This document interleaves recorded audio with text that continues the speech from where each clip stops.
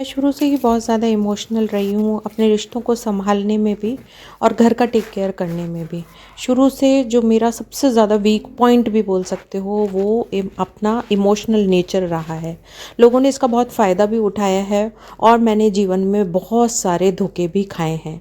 लेकिन जीवन आगे बढ़ता चला जाता है, जीवन रुकता नहीं है और बस यही इसी का नाम जीवन है। अगर रुक जाएगा तो हम रुक जाएंगे, ठीक है। तो यहाँ पर आपसे मिल रही हूँ डे 46 में और आज सुबह सुबह नहाने के बाद मैं लंच बनाने के लिए आ गई थी रसोई में। नहाने के पहले जो भी थोड़े बहुत घर के काम रहते हैं वो किए।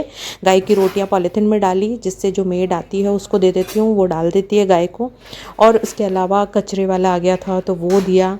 और साथ में यहाँ पर देखा कि बर्तन नहीं है तो फिर जो बर्तन धो कर गई थी मेड उसमें से दोनों बर्तन मैंने निकाले। दोनों कढ़ाइयाँ, बड़ी कढ़ाई चाहिए थी मुझे। एक में मैं आलू प्याज छौंकने वाली हूँ और एक के अंदर मैं स्प्राउट्स छौंकूंगी। स्प्राउट्स इस मौसम में, बारिश के मौसम में स्प्राउट्स बहुत ही टेस्टी लगते हैं और निकल के भी बहुत अच्छे आते हैं। बड़े बड़े स्प्राउट्स निकल के आ जाते हैं तो खाने का भी बहुत ज़्यादा टेस्ट बढ़ जाता है। वही कहने वाली बात है ना कि जिस सीज़न की सब्ज़ी है उस सीज़न को खाते हैं ना, उस सीज़न में तो बहुत ज़्यादा इंजॉय करते हैं और उसका टेस्ट भी डबल हो जाता है। तो बचे हुए स्प्राउट्स मैंने रख दिए थे फ्रिज में, कल परसों फिर से छौंक लूँगी। तो हम लोग 2 ही जने हैं लेकिन फिर भी मैंने स्प्राउट्स ज़्यादा कर लिए थे क्योंकि एक तो बहुत अच्छे निकल के आते हैं तो बहुत ही प्यारे लगते हैं। तो और फिर 2 बार खाने में आ जाएगा, है ना। तो आलू प्याज की सब्ज़ी यहाँ पर सीज गई है, देखिए मैंने पानी नहीं डाला है इसमें। और अब मैं यहाँ पर मिर्ची और हरा धनिया पाउडर ऐड कर दूँगी और हरा धनिया भी डाल देंगे लास्ट में। तो बस सब्ज़ी तैयार है बिल्कुल।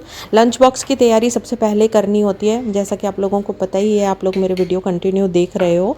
और उसके बाद जो स्प्राउट्स मैंने बनाए थे उसके अंदर प्याज, टमाटर और हरा धनिया बारीक काट के डाल दिया।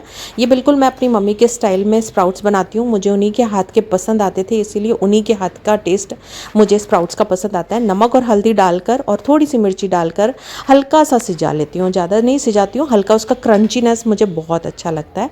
मम्मी ऐसे ही बनाया करती थी, मतलब बहुत टेस्टी बन लगता था मुझे उनके हाथ के स्प्राउट्स।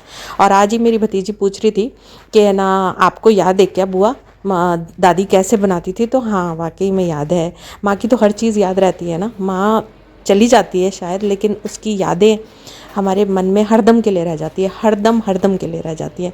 वो शायद कभी नहीं जाएंगी, जब तक मैं आखिरी सांस लूँगी तब तक मेरी माँ मेरे अंदर रहेगी।